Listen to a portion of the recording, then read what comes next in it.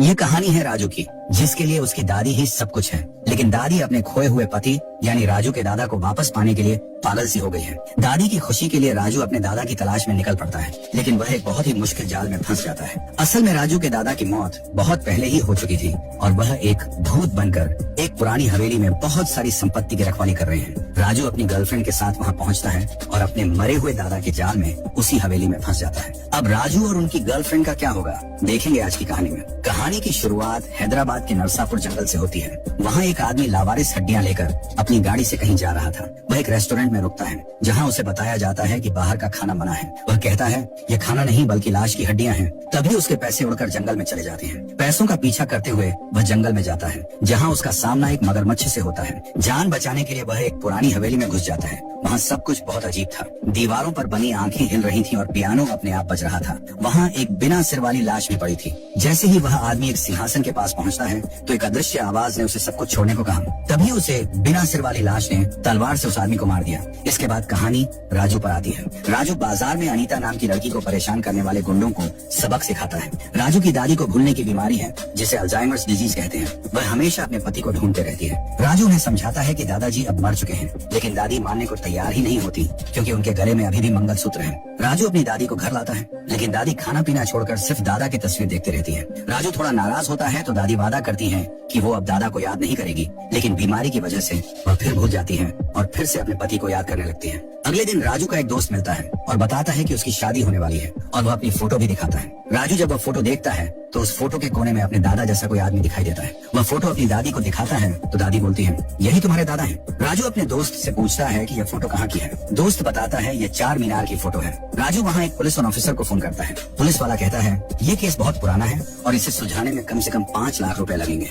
राजू के पास इतने पैसे नहीं थे, इसलिए वह अनीता के पिता से 5 लाख रुपए ले लेता है। निकलने से पहले दादी राजू से कहती है लौटते समय अपने साथ गंगा, राजू और सोनी की संदूक भी लेकर आना, वरना दादा वापस नहीं आएंगे। राजू वहाँ से निकल जाता है और पीछे से दादी का ख्याल रखने के लिए एक आदमी को पैसे दे देता है। चार मीनार पहुंचकर राजू को एक टैक्सी ड्राइवर मिलता है, जो खुद को सॉफ्टवेयर इंजीनियर बताता है। रास्ते में राजू को एक सिस्टर दिखाई देती है जिसका नाम बेसी है। राजू को वह पसंद आ जाती है और वह उसके पीछे चर्च चला जाता है। चर्च में एक छोटी बच्ची की वजह से हंगामा हो जाता है और बेसी को पता चलता है कि राजू उसे देख रहा है। बाद में राजू को पता चलता है कि उस छोटी बच्ची के दिल का ऑपरेशन होना है, लेकिन उसके पास पैसे नहीं है। ये सुनकर राजू अपने 5 लाख रुपए में से 3 लाख रुपए बच्ची के इलाज के लिए दे देता है। वैसे यह देखकर राजू की बहुत इज्जत करने लगती है और उसे भी धीरे धीरे राजू से प्यार होने लगता है। इसके बाद राजू पुलिस स्टेशन आता है। वहाँ वह बताता है कि उसके दादा देवनगर साम्राज्य के राजा थे। गंगा राजू उनके यहाँ काम करता था और एक दिन वह सोने की संदूक लेकर भाग गया। दादा उसी संदूक को खोजने के लिए निकले थे, फिर कभी वापस नहीं आए। इसी बीच कहानी में गंगा राजू को दिखाया जाता है, जो जंगल में सांप पकड़ रहा था।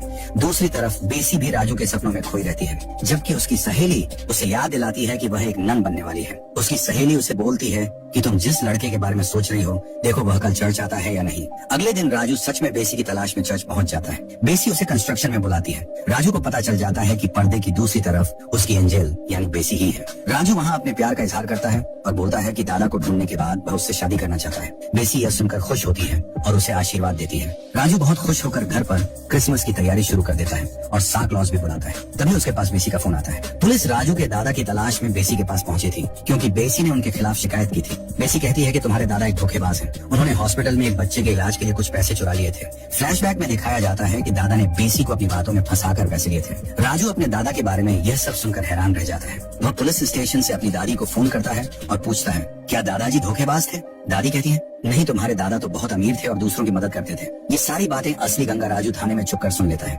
अगले दिन बेसी बार बार फोन करती है और राजू से अपने 3 लाख रुपए मांगती है। राजू परेशान होकर फोन काट देता है। तभी सीआई पुलिस ऑफिसर का फोन आता है। वह कहता है केस के लिए 5 लाख रुपए तय हुए थे, तुमने अभी तक सिर्फ रुपए लाख दिए हैं। बाकी के 3 लाख रुपए 5 मिनट के अंदर लेकर आओ, वरना खैर नहीं।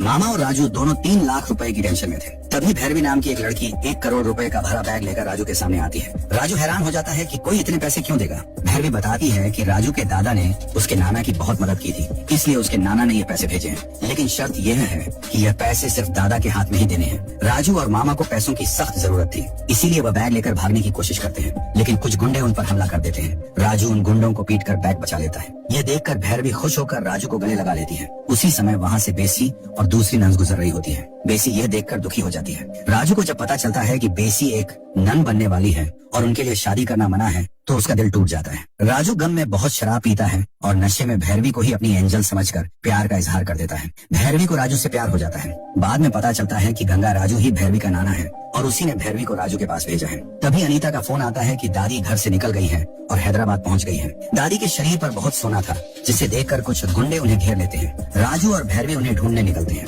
जब गुंडे दादी का मंगलसूत्र छीनने की कोशिश करते हैं, तब भैरवी वहां पहुंचकर गुंडों की जबरदस्त धुलाई कर देती है। भैरवी को फाइट करता देख राजू हैरान हो जाता है। आखिर में राजू भी मैदान में उतरता है और बाकी गुंडों को मजा चखाता है। जब राजू अपनी दादी के पास पहुंचता है तो दादी पूछती है कि तुम यहाँ क्या कर रहे हो। राजू कहता है कि मैं दादाजी को ढूंढने आया था। दादी जिद करती है कि जब तक दादाजी नहीं मिलते वह राजू के साथ ही रहेगी। राजू वादा करता है कि वह 2 दिन के अंदर दादाजी को उनके सामने ले आएगा। अगले दिन राजू को गंगा राजू दिखाई देता है। राजू उनका पीछा करता है और उसे पकड़कर पीटने लगता है। वह पूछता है सोने का संदूक कहाँ है। गंगा राजू बोलता है संदूक उसने नहीं बल्कि राजू के दादाजी ने ही चोरी की थी। राजू को बहुत गुस्सा आता है, लेकिन तभी भैरवी वहां आकर उसे रोक देती है। वह बताती है कि गंगा राजू उसके नाना है और वह जो कह रहे हैं वह सच है। गंगा राजू तब राजू को उसकी दादी का असली राज बताता है। वह कहता है कि तुम्हारी दादी कोई मामूली औरत नहीं है, वह देवनगर साम्राज्य की राजमाता गंगा देवी है। फ्लैशबैक में दिखाया जाता है कि गंगा देवी बहुत शक्तिशाली थी। उनके राज्य में कनका राजू नाम का एक भिखारी था। एक दिन जब रानी गरीबों में खाना बांट रही थी,